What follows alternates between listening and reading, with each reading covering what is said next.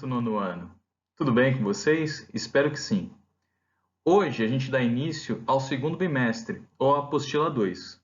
A gente vai começar, como está escrito aqui em cima, né, o módulo 3 na seção 3.1. Então a gente começa falando sobre a tensão na Europa após a Primeira Guerra Mundial. No último bimestre, quando a gente estava falando de história geral, a gente começou lá na Belle Époque, antes do século XX, antes do início do século XX, no final do século XIX.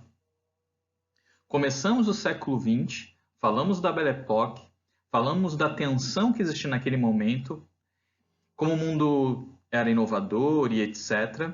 E agora, falamos também sobre a Primeira Guerra Mundial, falamos até a crise de 29. Agora a gente vai ver como vai se desenrolar esse período que é pós-Primeira Guerra Mundial e antes da Segunda Guerra Mundial. A gente vai chamar esse período também de período entre guerras, ok? Então, vamos lá. Nesse período entre guerras, ele se caracteriza principalmente por três características. A primeira, crise econômica, devido ao craque da Bolsa de Nova York, ou a quebra da Bolsa de Nova York de 1929. Isso a gente viu no último bimestre. Outra coisa são as consequências do Tratado de Versalhes. Lembrando que o Tratado de Versalhes ele vai terminar, ou ele vai concluir a Primeira Guerra Mundial.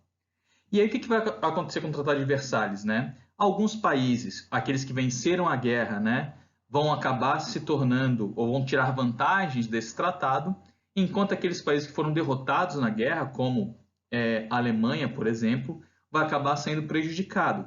E a gente vai ver que esse prejuízo à Alemanha com o Tratado de Versalhes vai gerar alguns tipos de consequências no futuro. E a terceira característica desse período entre guerras, né, é exatamente a ascensão ou surgimento de regimes totalitários. Hoje a gente vai focar em um tipo de regime totalitário acontecido na Itália, que a gente vai chamar então de fascismo. Pessoal, antes de começar a falar sobre fascismo, eu gostaria de falar uma coisa muito importante para vocês, tá? A gente vai falar sobre fascismo aqui, mas relacionado à história. Outros campos, outras ciências, como antropologia, sociologia, ciência política, eles têm outro conceito sobre o fascismo, tá? A gente vai falar aqui do fascismo histórico, aquele que aconteceu na Itália, ali por volta da década de 20 e 30 do século 20, ok? Antes de começar a falar de fascismo, a gente vai pensar aqui o que é esse totalitarismo, né? Eu vou desaparecer aqui um pouquinho e já apareço de novo daqui a pouco.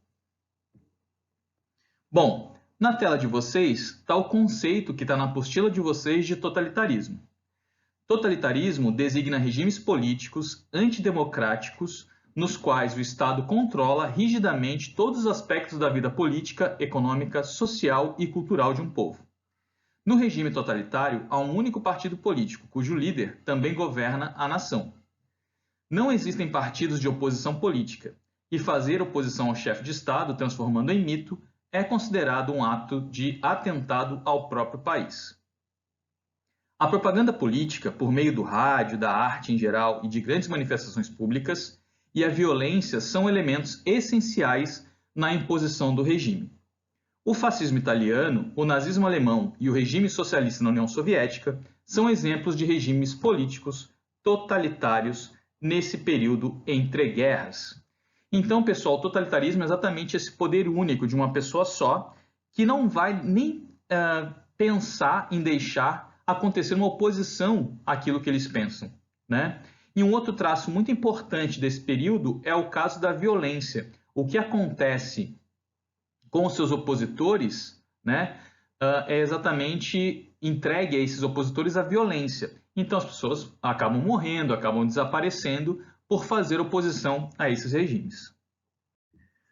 Bom, tratando-se de história e falando lá da Itália, da década de 30, a gente elencou aqui algumas características desse fascismo que vai acontecer. A primeira delas é o nacionalismo exacerbado. Só lembrando que esse nacionalismo é o fato de você pertencer a uma determinada nação ou, como a gente gosta de falar também, aqueles que são nascidos no mesmo ninho, né? Por isso que a gente chama de nação. Então, esse nacionalismo exacerbado, eu sou italiano, é isso que vai fazer, então, isso é uma característica do fascismo, né? Outra característica importante são as aspirações imperialistas. Não sei se vocês lembram lá no último bimestre que a gente falou sobre imperialismo, né, sobre a questão das disputas sobre terras e recursos que vinham de novos continentes, como a Ásia, a África e a América, né? No caso aqui, a Itália vai ter essas aspirações imperialistas, principalmente sobre o continente africano, tá? O fascismo vai ter um caráter antiliberal e antidemocrático. Lembrando que o liberalismo vai para além da economia, tem a questão também com os costumes, e antidemocrático, porque ele não vai permitir aí uma oposição, né? Ele também vai ter um caráter anticomunista. Então, tanto na Itália, como a gente vai ver depois na Alemanha com o nazismo, eles acabaram perseguindo o Partido Comunista, os comunistas que viviam naqueles países, né? E eles não permitiam, então, que o comunismo se desenvolvesse, ou pelo menos que houvesse o pensamento comunista nesses lugares. Uma outra coisa, identificação entre Estado e nação. Gente, o Estado, tá, não é o governo. O Estado são as instituições, o Poder Executivo, o Poder Legislativo, o Poder Judiciário, enfim, todas as instituições que estão aí colocadas. Por mais que elas sejam instituições brasileiras, elas têm que servir a todos que estão nesse país, independente se brasileiros ou não, tá? Então, quando você tem identificação entre Estado e nação, você acaba também excluindo pessoas de serem agentes ou serem beneficiados por políticas públicas desse Estado, tá? Então, tem esse problema aí da identificação entre Estado e nação. Temos aí também a defesa do Estado forte, como condição para garantir o bem público e a coesão nacional. Então, ele vai defender que o Estado tenha poder, tá? Para que exatamente você tenha as políticas públicas para todo mundo, mas esse todo mundo é entre aspas, né? Porque aqueles que não concordam com o governo deixa de ser todo mundo, deixa de ser até povo, tá? E tem essa coisa da coesão nacional, a gente vai falar mais disso daqui a pouco.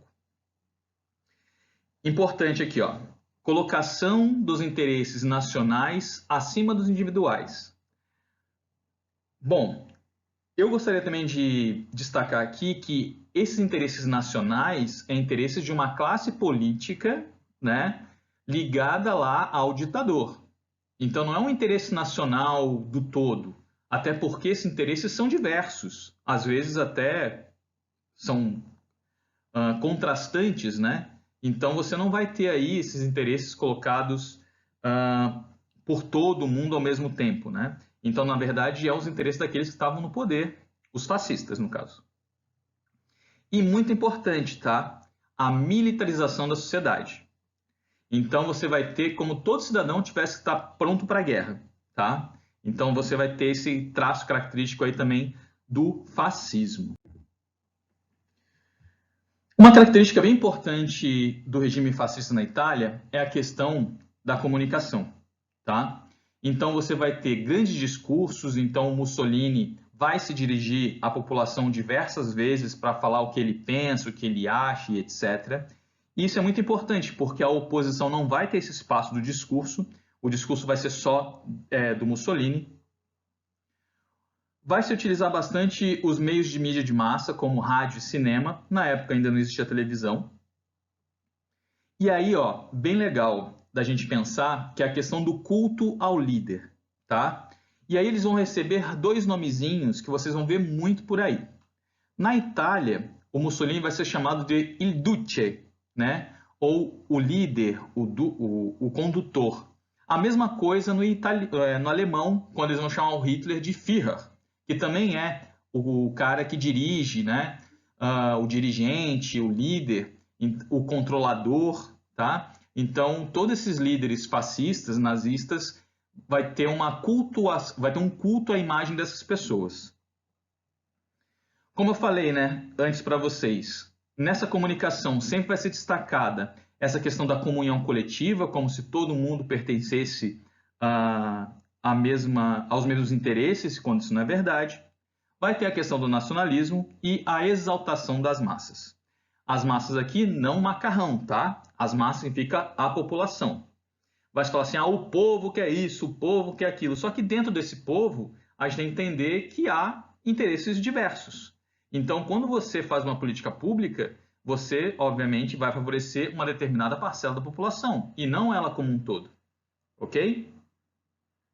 Seguindo mais um pouco, tá? Falar então de como era a Itália nesse pós-Primeira Guerra Mundial, que vai possibilitar a ascensão do Mussolini ao poder.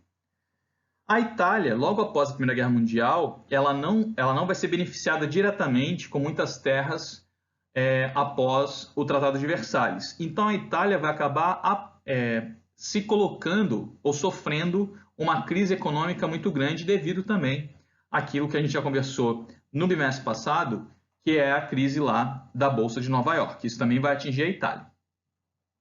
Então a crise econômica na Itália vai levar a Itália a ter uma alta inflação, ela vai ter que pedir empréstimos no exterior, vai ter um declínio da indústria italiana. Obviamente, com esse declínio da indústria, vai gerar muito desemprego, e esse desemprego vai fazer com que as pessoas comecem a se organizar para se revoltar contra o governo. Então, essa crise econômica vai gerar uma instabilidade política, tá? E aí vai surgir um grupo, tá, liderado pelo Mussolini, que é exatamente esse grupo que vai receber o nome de fascista. Esse grupo surge sendo a solução para a crise, tá? Para essas questões econômicas e também impedir o avanço do comunismo. O comunismo estava muito ligado às organizações de trabalhadores, tá? Que acabaram sendo desempregados pela indústria. Então, a solução seria a ditadura do proletariado, como é requisitado lá no Manifesto Comunista do século XIX.